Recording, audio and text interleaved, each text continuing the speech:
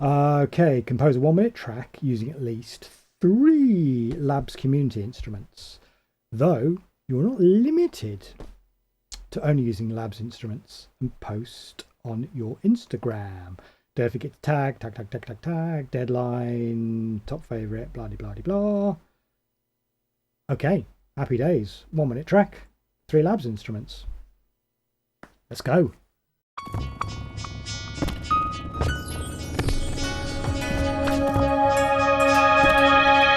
Right, for this piece, I've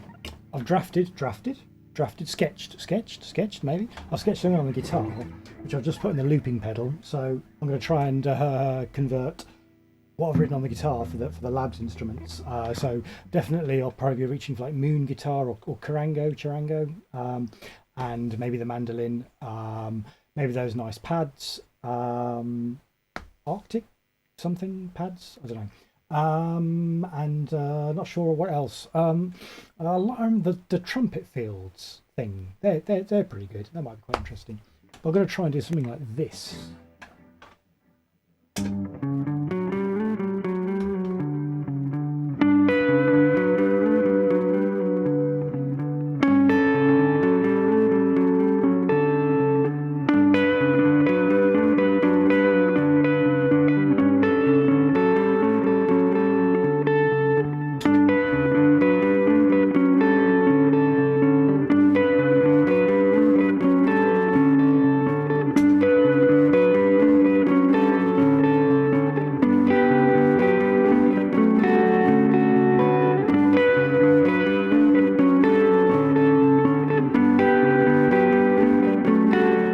Those lines, but just for 1 minute.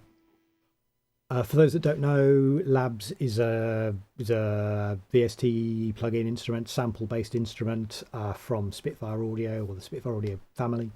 They're all free. They generally release a new instrument every month. It's an amazing resource. The instruments are full of character and just and bonkersness, and just always beautiful sounding or quirky, very inspiring. Yeah. Anyway, just as I say, it's all free. Go and download that. The plugins just work without effortlessly. So that's what Labs is. If you didn't know, I know I've done a few videos of the different releases on this channel, but yeah, just to set the scene. Okay, let's just do a little breakdown of the track, just a little one. 3 tracks, 1 minute. So I did go, because I sort of sketched it on a guitar, I did go with the guitar. So what have we got here? We've got Moon guitar, Moon Guitar 02. I think this is from sort of a bit from the early days of the Labs, possibly.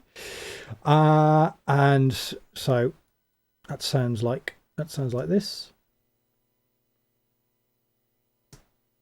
That sounds like this. And I just put a bit of flange on it from Melda. Yeah, I think it's a Melda one.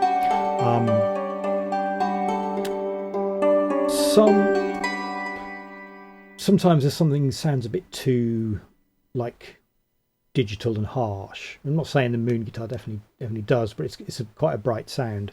I do like to use a flanger just to sort of make it sound a bit more organic. I don't know whether I'm succeeding or I'm changing the timbre of it, but yeah, that's what's going on there.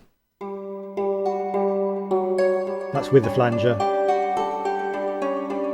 That's without the flanger.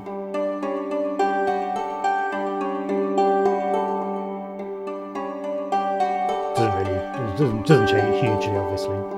And then I'm using a bit of delay and convolution reverb, St. Nicholas's Church. Don't know where that is. Convolution reverb, man. Once you discover that's the thing, it's impossible to then not use it. It just sounds really good. Instrument number 2 is the lap steel. I think I did a dedicated video on this, sort of spread over 2 tracks, 2 hands, 2 tracks. I don't know. Do what you like, innit, when you're composing. And then that's set into a folder here. So there we go. Lap steel Plux is the patch out of that. What am I doing with that? Not too much.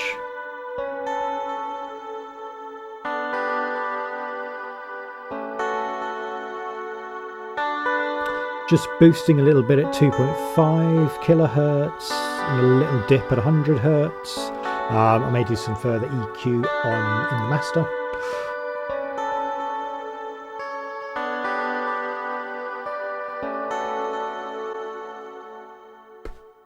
Sounds good to me.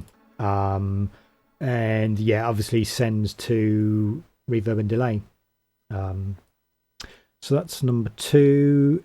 Instrument 3. Now, initially, I had a cello going on, cello quartet, amplified cello quartet, tension, which is nothing wrong with it. It's nice. It's nice. It's nice.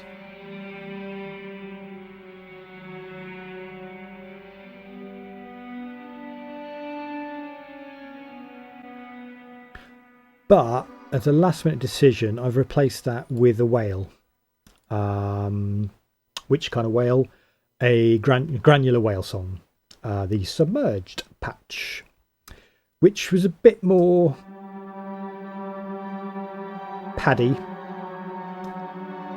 I felt like with the cello wasn't really bringing any cello goodness to the piece. It was just there to sort of act as a sort of a pad bed, which the 2 guitars were sitting over. And I think the whale song thing is just it just does that job a little bit better. I mean, compositionally, you could say the whale song isn't cello.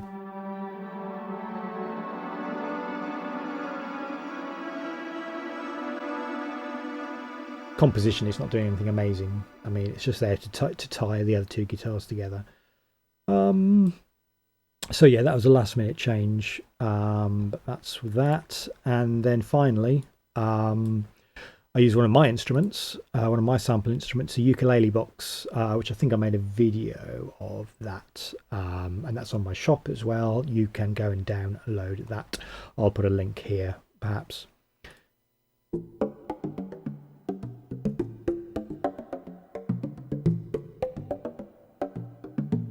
Nice.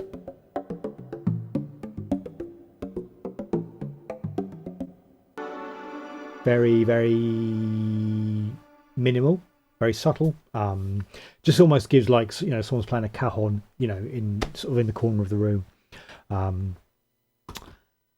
That's the piece. I'm going to switch my monitors on, master it, and get it onto Instagram. For those of you that are into the music theory, that piece was in G, but not G major or G minor. It was in G Lydian, which is the sharp. It's like the major scale, except there's a sharp 4th. So it's G, A, B, C sharp, makes it Lydian, D, E, F sharp, G. So it gives any piece using that mode a very ethereal, otherworldly, nice, floaty kind of sound. Joe Satriani, I think, apparently I've read, uses Lydian a lot. I know Adam Neely has done a video like how to make a Lydian sound horrible or something like that. I can't remember what that was called, because it does generally sound quite nice. It's obviously it's one of the major leaning modes. I mean, it's I guess it's more similar to a major scale than it is to like a harmonic or melodic minor. And it's just, when you're doing mode stuff, you just have to, if you've practiced G major over and over again, which I haven't, obviously, but you just need to remember it's that sharp 4th, sharp 4th, sharp 4th, sharp 4th. But it just sounds really nice. This is soft piano from Labs.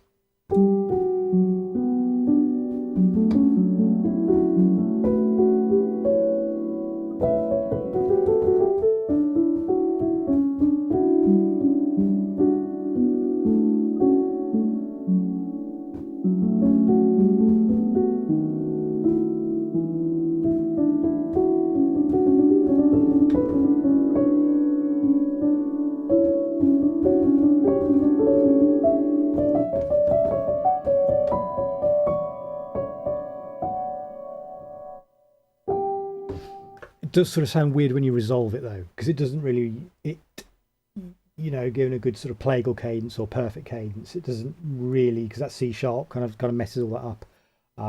So that's why you'll hear as the piece that I wrote, it does finish on just finish on a G, but just kind of land there. It goes, and here's the end now. But that's what you get in modal writing. It's just sort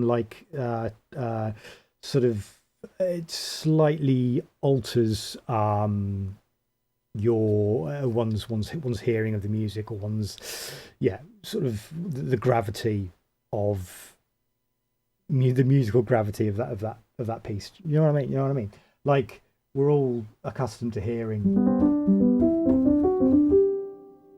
G major. It's all fun. But putting that sharp fourth in, and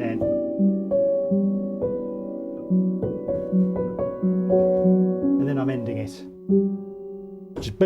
Just sort of the end is just like, here's the end. Anyway, just compositionally wise, theory wise, that's what's going on with that piece. Thanks for watching. I'll put this video up like a week or so after I've put it onto Instagram. I just thought it'd be interesting to show that process of going from like an Instagram post for a competition through to the final entry, and just diving into the composition a little bit. Thanks for watching. Any questions, put them below. Have I got anything more to say? No. Take care, everyone. Bye.